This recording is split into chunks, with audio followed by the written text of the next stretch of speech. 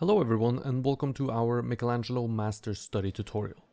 Today we're going to start with making a small maquette-sized master study of Michelangelo's young slave, which you can see here in Florence actually in the Galleria d'Accademia. We're going to make some modifications to the sculpture, make it a little bit more finished perhaps, and not sculpt all the excess marble that Michelangelo left behind in his piece. So let's get into it. Let's start adding some clay to this and get the sculpting process underway. The clay I'm using here is Chavant NSP Medium. It's an oil-based clay, which just means it won't dry and crack like water-based clays do. This is a nice feature when the sculpture is so small, and the clay, because it has little mass, would dry out really fast.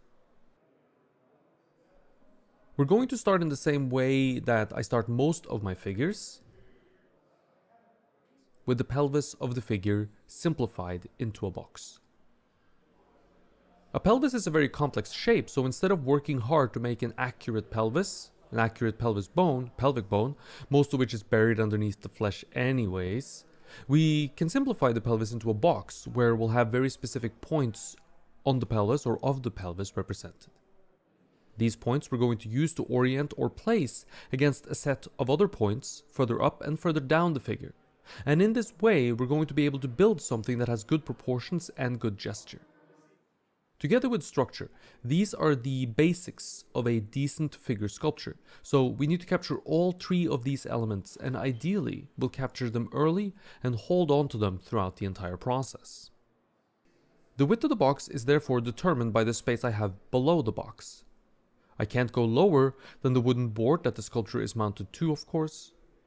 Therefore, I will compare the width of the box to the length of the legs, or the available space below where the box is going to be placed. This means thinking about the height of the base, of course, the sculpted base that is, and also making sure that I don't place the box in a way where the armature for the shoulders end up above where the shoulders should be. All of this was also considered in the armature making process.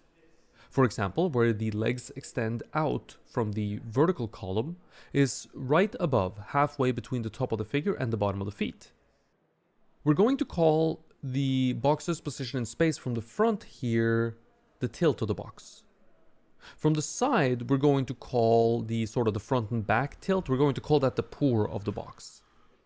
Once there is clay there, we can draw on the tilt of the box, which is going to be aces point to aces point. Aces being an anatomical term standing for anterior superior iliac spine. From the corners of the box representing the aces points visible here on the surface of the reference, we'll draw a triangle down to the crotch, which is going to be the bottom of the pelvis, where the legs will extend out from. This point gives us the beginning of the torso at the bottom of our figure, and I choose it since it's very visual or visually available on everyone in most poses. The pit of the neck, from here on called the PON, is an anatomical point that marks the end of the center line in the front of the figure, or the top of the ribcage if you will. The PON is located in relation to what we've already found below it, so the aces points and the crotch at the bottom of the box. This gives us left to right from the front, but we also need to find the height of the PON to make sure our figure is as long or as short as we need it to be. And we can use the width of the box flipped vertically to climb up the figure and find the PON. This is essentially using comparative measurements, and we're going to use those all over the place here. They're not going to be that accurate, but it gives us a decent first guess that we can then build on and adjust further as we do progress. We use the same trick to find the bottom of the sternum, which is the end of the ribcage in the front. From here on, we'll call this point the BOS to keep things simple and short. And then we can connect the two bony masses of the body with the center line. The spine travels in a fairly straight line through the two bony masses of the body. This means that once we know the tilt of the pelvis, we can know the origin of the spinal column and its direction. Of course, perpendicular to the tilt of the box. It will usually continue slightly straight for a short distance above the pelvis as well, before we hit the section of the spine where most of the bending takes place. On a person, this is about a fist-sized height below the bottom of the ribcage, but some distance above where the spine exits the pelvis. Remember that the ribcage ends lower in the back than in the front, which means that the center line should be drawn straight for a short distance as it exits the BOS.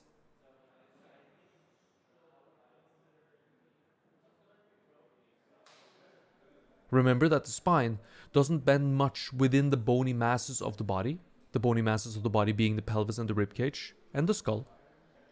So by finding the PON and the BOS in relation to each other, left to right, we've found the angle of the spine as it travels through the ribcage. Following the rules laid out above, we can then draw the center line onto our figure and see if everything fits, like it does in our reference. Structure, gesture, and proportions are the three basics of figure sculpture that we must control and get right in order to have a successful figure. Currently, we have placed the height of the bony landmarks decently, and this gives us the basis of our proportions. Now, many of our major heights are close to being right. They're not right, but they're close, and therefore we can use them to judge other heights against. Like the placement of the knee and the size of the head, for example.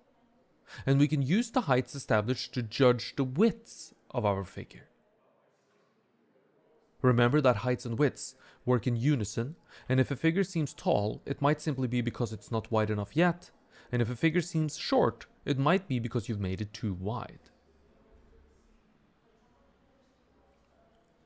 We have gesture because we've established the bony landmarks in relation to each other and connected the bony masses with a center line that matches well what we find on our reference. Thus we have the gesture that we're looking for captured. Gesture tends to get lost as the figure progresses, but that has to do with everything layered on top of this decent setup being wrong and not playing along with the original gesture we established, more often than not, as compared to having to do with just simply adding clay and width to the figure and that ruining the gesture. So keep the original gesture clear on the surface of your figure through drawing, and use it to control that everything else that's now going to be added to the figure has the same gesture applied to it.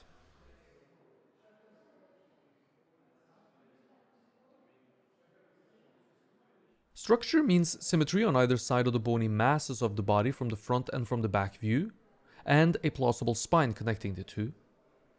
This way, we make a figure that could possibly exist in three-dimensional space in the same way that we do, without major distortions like one side of the ribcage being much wider than the other. The centerline gives us the basis for which our structure will be judged against, and it's why I always advocate for having that centerline present on the surface of your piece throughout the entire process. You'll use it to control so much of your figure, and if established well here in the beginning, it's much easier to simply keep it visible and make subtle adjustments as needed to it, compared to losing it and wondering later what the problem with your figure is. The issue could be asymmetry with the contours, or it could be an issue with where the centerline is placed. But by keeping the centerline there drawn on the surface, you can always know which one is the problem. So structure here isn't resolved, but it's established, and we've laid the groundwork. We've done the heavy lifting, and now it's a matter of holding on to the good work that we've done. That's frankly the case for all three actually, structure, gesture, and proportions. Perhaps less so proportions than the two other ones, but...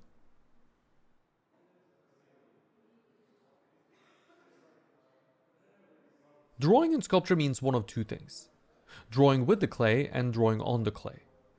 They're both drawing, and both needs to take place.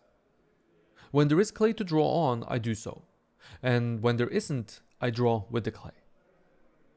Contours we don't have yet, or we need to work on them, so for contours I'm going to draw by adding clay. Inside the contours of the figure I'm going to draw on the clay. I'll draw anatomical features like the pectoral muscle or chest muscle. The abdominal walls I'll draw, and I'll draw on the obliques. Drawing like this takes larger empty spaces and starts to occupy them with something that makes it easier to judge the larger proportions. Judging the overall width from one side to the other is hard. When we break the distance down into 3 separate sections, as an example, we have the abdomen here, where we've done exactly that. It becomes a lot easier to judge if one or more of these shapes have the wrong shape to them. Drawing on the surface before committing with clay is better, since drawing is a low risk move. It's easy to erase and easy to redo. Some clay is of course going to be needed, and at a larger scale it makes more sense to add some clay in order to draw, since the clay must be added there anyways. But drawing first is always a super low risk move that can easily be erased and changed should we need to, so I do almost always prefer to draw first. That's it for this month's video. Thank you for watching until the end. I hope you learned a thing or two that you can take with you into your own practice. Please let me know what you thought about the video in the comments below. I'd love to hear some feedback. Until next time, stay creative.